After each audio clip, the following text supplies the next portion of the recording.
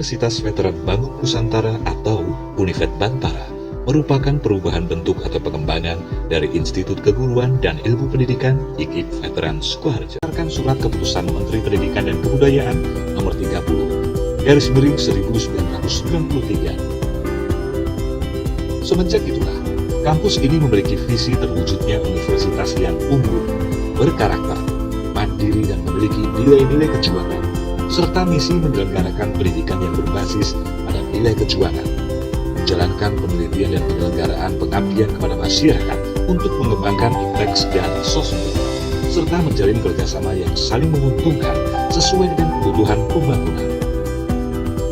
Program studi pilihan, Fakultas Keguruan dan Ilmu Pendidikan atau FKIP, Fakultas Teknik, Kesehatan Masyarakat, Fakultas Pertanian, Fakultas Ekonomi, Fakultas Ilmu Sosial dan Ilmu Politik, serta program Pasca Sarjana. Sudah menunjang prestasi mahasiswa, Univet Bantara dilengkapi dengan berbagai sarana dan prasarana.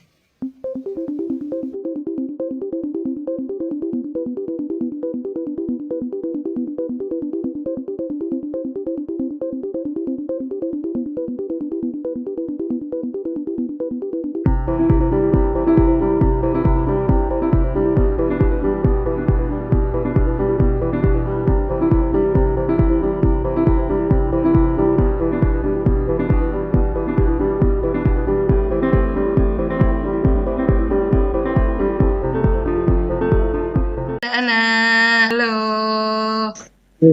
Iya.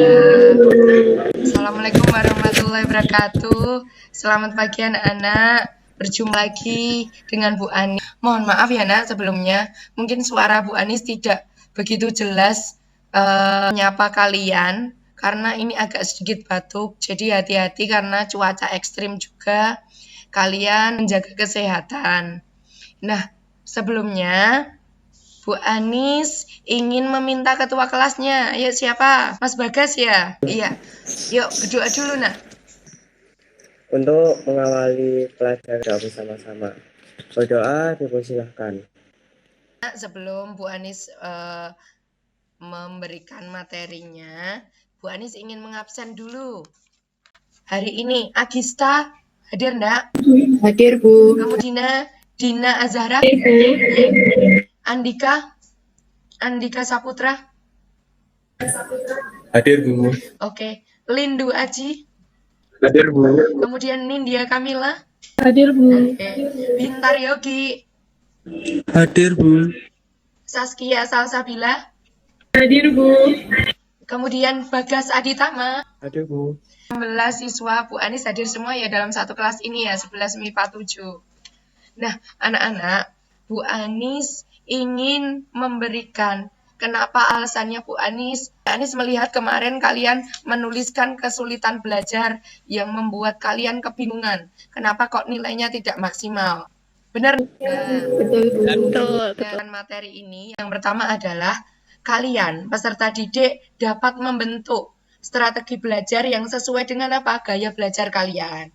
Kemudian, peserta didik mampu apa? Merumuskan strategi belajar yang sesuai dengan diri kalian. 3. Peserta didik mampu memperinci faktor yang mempengaruhi gaya belajar kalian atau strategi belajar kalian.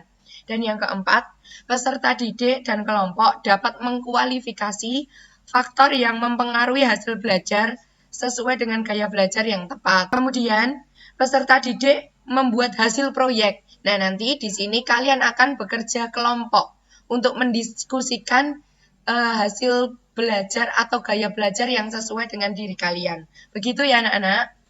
Kesulitan belajar yang kalian alami selama ini di SMA 7. Apa Mas?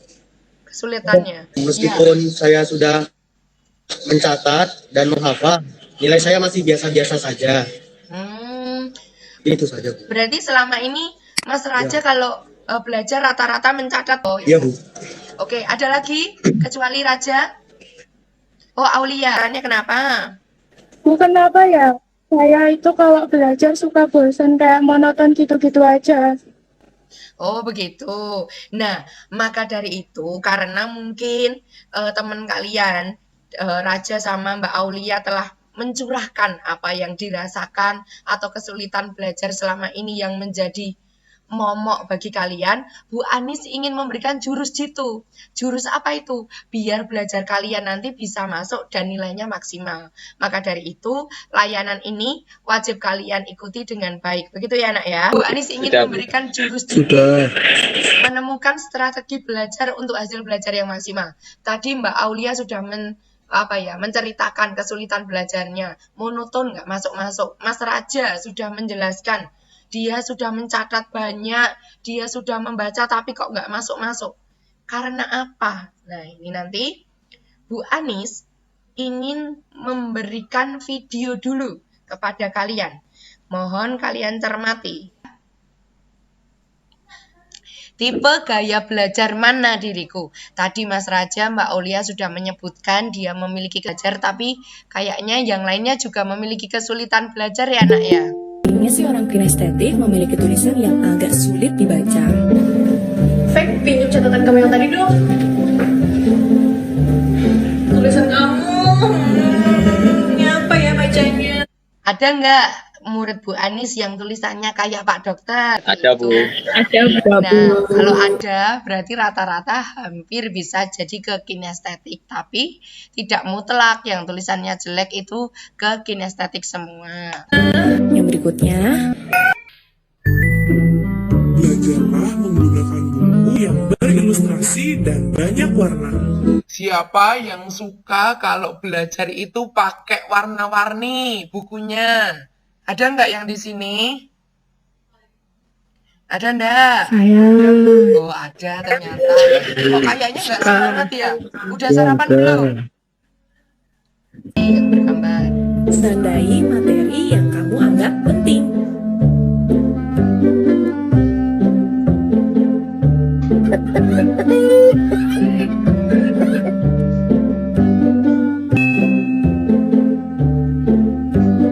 Usahakan belajar di tempat yang terang ya.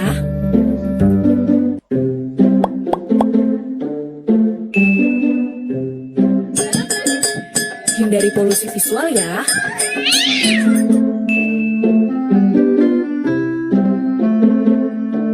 Kalau kamu punya ide, jangan lupa ditulis ya. Tahu mind map nggak? Nah, ini anak-anak pada seneng nggak kalau mencatat itu ada mind map-nya atau misalkan gambaran-gambaran sesuai dengan pemikiran kalian. Ada yang nggak menggunakan pakai visual. Kemudian Mind map adalah rangkuman materi auditory. On my waist and put that body on me. Come and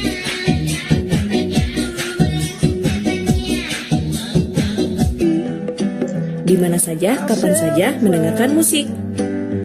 Lebih suka berkomunikasi melalui telepon. Vega lagi ngapain nih?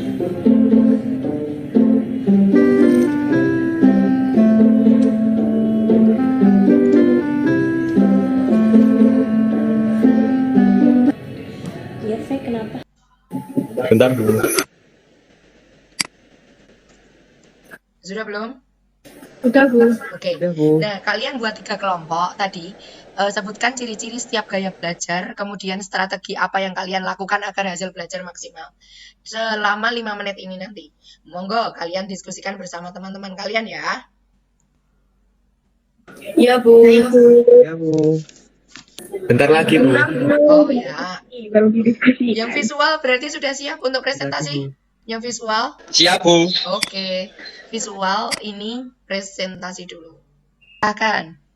Nanti bergantian dengan temannya yang kelompok visual. Oke, halo semuanya. Jadi di sini saya akan menjelaskan tentang hasil diskusi tentang gaya belajar visual. Nah, untuk ciri-cirinya, pengeja yang baik dan dapat melihat kata-kata yang sebenarnya dalam pikiran mereka. Untuk ciri-ciri selanjutnya akan dijelaskan oleh teman saya. Ciri-ciri selanjutnya lebih mengingat apa yang dilihat daripada yang didengar. Oke. Pembaca dan pembaca cepat dan tekun. lebih suka membaca daripada dibacakan. Perencana dan pengatur jangka panjang yang baik, dan mengingat dengan asosiasi visual. Makasih. Iya, sama-sama, Vin. Kemudian, Dan untuk strategi belajarnya ada 5. Yang pertama yaitu memfasilitasi kebutuhan sesuai dengan gaya belajar. Yang kedua, merubah gaya belajar sesuai dengan karakteristik diri. terus, Yang ketiga, dilakukan secara konsisten dan terus-menerus. Yang keempat, membuat coretan, simbol, tanda-tanda penting. Dan yang terakhir, gunakan gambar-gambar berwarna. oke. Tepuk tangan dulu buat yang gaya visual. Cirinya 1, berdiri dekat ketika berbicara dengan orang. Terus, Kemudian mempunyai perkembangan awal otot-otot yang besar. terus, Kemudian menggunakan jari sebagai penunjuk ketika membaca dan banyak menggunakan isyarat tubuh. kemudian, Kemudian tidak dapat duduk diam untuk waktu yang lama. terus strateginya, Untuk strategi belajarnya sendiri ada 4. Yang pertama ada belajar dengan gerak yang tidak ekstrim, dan kedua menggunakan fasilitas yang ada untuk uji praktek belajar. kemudian, Yang ketiga adalah membutuhkan alat peraga lainnya demi menunjang terserapnya informasi pembelajaran. oke. Ada menggunakan jari atau isyarat tubuh untuk menekankan hal-hal penting dalam materi belajar. Oke, pintar. Nah, estetik ya. Kemudian yang auditori, benar semua jawabannya anak-anak. Kemudian Bu Anis ingin memberikan penguatan saja. Bahwasanya pengertian belajar menurut ahli itu ada dari Gardner dan Winkel. Dari Winkel, belajar adalah aktivitas mental atau psikis yang berlangsung dalam interaksi aktif dengan lingkungan, yang menghasilkan perubahan-perubahan dalam pengetahuan, pemahaman, keterampilan, nilai, dan sikap. Otomatis dalam belajar dari SD sampai SMA akan bertambah ilmunya. Kalian merasakan enggak? Merasakan enggak perbedaan dulu SD matematika seperti apa? Nah, SMP seperti apa? Sekarang SMA seperti apa? Begitu. Kemudian ciri-ciri belajar itu adanya kemampuan baru atau perubahan. Perubahan di sini baik kognitif, psikomotor, dan afektif. Kemudian perubahan itu tidak berlangsung sesaat, tapi terus-menerus dan berubah. Kemudian perubahan itu tidak terjadi begitu saja, melainkan harus dengan usaha. Makanya kalian dari SD belajar, lulus ke SMP, lulus ke SMA, begitu. Kemudian tentang gaya belajar. Sebagai karakteristik dan preferensi atau pilihan individu mengenai cara mengumpulkan informasi, menafsirkan dan mengorganisasi, merespon dan memikirkan informasi.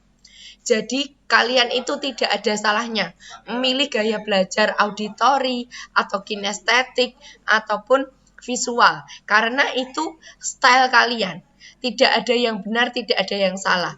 Namun, kalian harus konsisten untuk cara belajarnya. Seperti itu. Kamu gaya belajar. Yang pertama adalah visual, yaitu gaya belajar yang lebih banyak menggunakan indera mata sebagai alat untuk menyerap informasi. Orang-orang visual banyak mengikuti ilustrasi atau membaca instruksi sendiri. Jadi lebih menekankan kepada mata.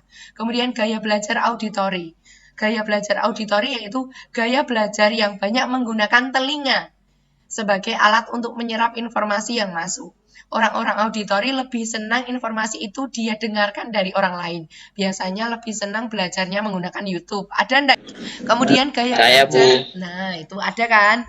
Gaya belajar kinestetik, yaitu gaya belajar yang lebih menekankan praktek secara langsung atas apa yang dia pelajari. Jadi sesuatu hal itu dia lebih paham kalau dia mempraktekkannya. Ada enggak yang seperti itu? Nah, kemudian ciri-ciri orang dengan model visual yaitu rapi dan teratur. Kemudian berbicara dengan cepat, perencana dan mengatur jangka panjang yang baik. Kemudian teliti terhadap detail-detail apapun. terus pengeja yang baik dan dapat menafsirkan kata-kata yang sebenarnya dalam pikiran mereka. Kemudian lebih mengingat apa yang dia lihat daripada yang dia dengar. Kemudian mengingat dengan asosiasi visual, biasanya tidak terganggu oleh keributan dan membaca cepat dan tekun yang dikatakan oleh kelompok visual tadi. Lebih suka membaca daripada dibacakan dan kemudian biasanya mencoret-coret arti di notes-nya atau di bukunya begitu. Kemudian strategi belajarnya yaitu belajar dengan gambar. Biasanya lebih senang dengan diagram atau peta, coretan simbol atau tanda-tanda penting. Biasanya orang-orang visual itu nanti bolpen warna-warninya lebih banyak karena dia suka yang warna-warni dan harus konsisten untuk menerapkan di dalam kehidupan sehari-hari. Kemudian auditori itu ada ciri-cirinya. Yang pertama berbicara dulu kepada diri sendiri pada saat belajar, kemudian senang mendengarkan musik, kemudian lebih suka seni musik, belajar dengan mendengarkan musik, suka bicara, suka diskusi, dan menjelaskan dengan temannya seperti itu. Benar enggak? Kemudian anak-anak benar, benar kan? Strateginya yaitu membaca dengan suara cerita, menulis ulang yang dipelajari, diskusi atau debat atau wawancara, kemudian mendengarkan melalui kaset, seminar, lokakarya, YouTube, dan belajar bersama kelompok. Seperti itu. Di sini suka enggak belajar kelompok dengan teman-temannya? Seneng enggak? Ada yang seneng enggak? Yang tadi jawab kelompoknya apa? Auditori. Kemudian, nah kalau suka, ini yang ciri-ciri yang kinestetik. Yang kinestetik yaitu berbicara dengan perlahan, ciri-cirinya menanggapi perhatian fisik, kemudian belajar melalui manipulasi dan praktik, menghafal dengan cara berjalan dan melihat, menggunakan jari sebagai petunjuk ketika membaca, banyak menggunakan isyarat tubuh seperti itu. Nah, faktor yang menghambat ini, nak. Faktor yang mempengaruhi hasil belajar itu ada 3. Faktor internal, eksternal, dan faktor pendekatan belajar. Faktor internal itu ada aspek fisiknya, psikologisnya, inteligensi, sikap, bakat, minat, dan motivasi. Raja bilang bahwasanya dia sudah mencatat tapi nilainya nggak maksimal. Ternyata Raja termasuk dalam auditori, makanya kalau menerapkan yang seperti tadi, visual tidak cocok. Nah, kemudian faktor eksternalnya itu ada yang mempengaruhi itu lingkungan keluarga. Keluarga nggak nyaman ya jadi nggak nyaman, lingkungan sekolah, lingkungan masyarakat, dan pendekatan pembelajaran. Strategi yang tidak sesuai itu bisa membuat nilai kalian tidak maksimal.